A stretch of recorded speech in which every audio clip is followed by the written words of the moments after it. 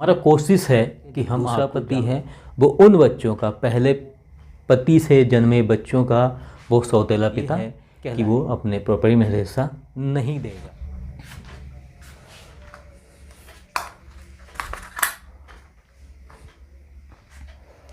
नमस्कार। इसकी पिछली वाली वीडियो में जो है कि मैंने आपको बता दिया था कि दूसरी पत्नी का मतलब किसी की पहली पत्नी है, उसका तलाक भी नहीं हुआ है और वो जीवित है और वो दोबारा से शादी कर रहे हैं, तो उस दूसरी पत्नी का जो है कि पति की संपत्ति में अधिकार होता है या नहीं, जन्म लिए हैं उनका अधिकार है या नहीं है, उसके बारे में आपको पिछली बार वीडियो में पूरा बता दिया था। आज की वीडियो में हम लोग बात करेंगे कि सौतेले पिता की संपत्ति में बेटा या बेटी का अधिकार होता है या हमारा कोशिश है कि हम आपको जागरूक करें, हम आपको एक अच्छी जो है कि जानकारियाँ देते रहें जो आपके फ़ायदे की हो। तो आज सबसे बड़ा एक जो सवाल है, सबसे बड़ा जो एक टॉपिक हमारा है वो है सौतेले पिता की संपत्ति में बेटे या बेटी का अधिकार। तो ये कब और कैसे होता है हम इसको जो कि आपको विस्तार से बताएंगे, लेकिन आपसे रिक्वेस्ट है, आपसे निवेदन है कि आप इस चैनल पर अगर नए हैं तो चैनल सब्सक्राइब जरूर कीजिए, क्योंकि मैं कई बार कह चुका हूँ कि ऐसी जानकारी जो है हम आप तक पहुँचाने की पूरी कोशिश कर रहे हैं कि आप इसको सीखें, इसको जानें, इसको समझें कि आने वाले समय में आप किसी दुविधा या किसी मुसीबत में ना फंस सकें। ठीक है, तो आप इस वीडियो को अंत तक बने रहिएगा।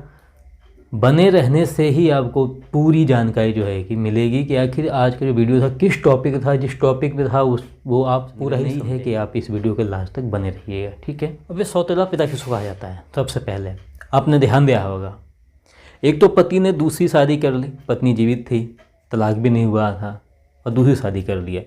पर कभी कभी इसका मामला उल्टा होता है कि पति भी जीवित है, ठीक है, तलाक भी नहीं हुआ है, या पति की मृत्यु हो चुकी है, या आपसी ताने बाने थे, या कभी आपसी प्रेम संबंध के चक्कर में जो कि चली जाती हैं एक दो बच्चों को अपने साथ में लेके। तो जिसके साथ में गई या जिस समय शादी हुआ और अपने बच्चों के साथ ले गई, क्या जो आदमी से उन्होंने शादी किया उसकी प्रॉपर्टी में उस बेटे का हिस्सा होगा या नहीं होगा, उस बेटी का हिस्सा होगा या नहीं होगा?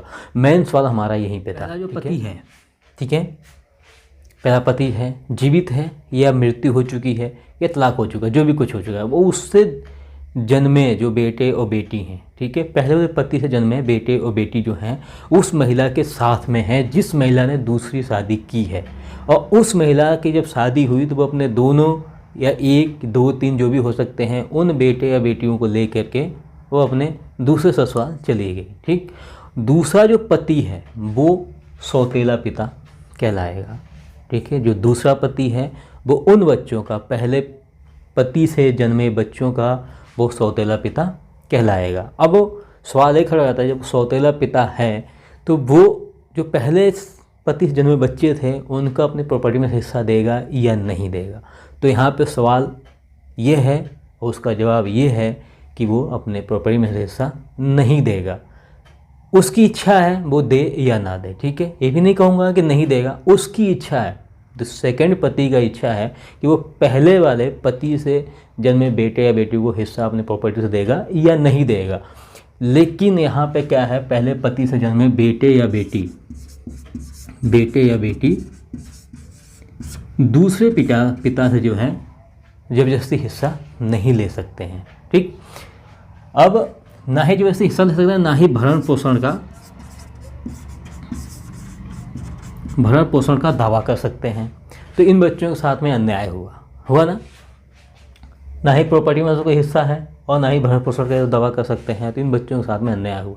तो जिस महिला ने दूसरे पति से शादी की है, दूसरी जो शादी की है जिस महिला ने, उन महिला को चाहिए कि सबसे पहले इसका जो निवारण है, जो इसका उपाय है वो ये है कि शादी करने से पहले दूसरे वाले पति से कहा जाए, मतलब अगर तलाक हो गया, मृत्यु हो गया है तो दूसरी शादी तो वो पहली शादी मानी जाएगी। लेकिन अगर जैसे मान लीजिए कि अगर वो शादी कर रही हैं, सबसे पहले जो है उससे ये बोलें कि इन बच्चों को गोद लें। ठीक है, जो बेटे हैं चाहे बेटी है जिसको गोद लें। और गोद कैसे लेना है?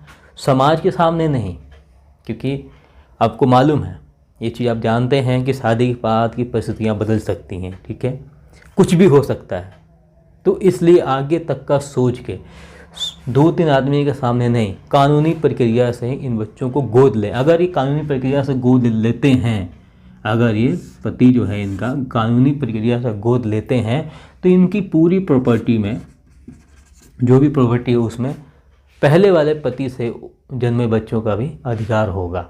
ठीक है, तब होगा कि जब वो कानूनी प्रक्रिया से उन बच्चों को गोद ले, उस समय इनके प्रॉपर्टी में इन बच्चों का जो है कि अधिकार होगा। ठीक है, तो ये काम किसका है? उन महिला का है। ठीक है, या बाई चांस नहीं मालूम है किसी कारण, तो उस पति के जीवित रहते ही इन्हें कोई ना कोई कदम उठाना चाहिए। जो महिला है उनको इन बच्चों के पक्ष में कोई ना कोई कदम उठाना चाहिए। क्यों?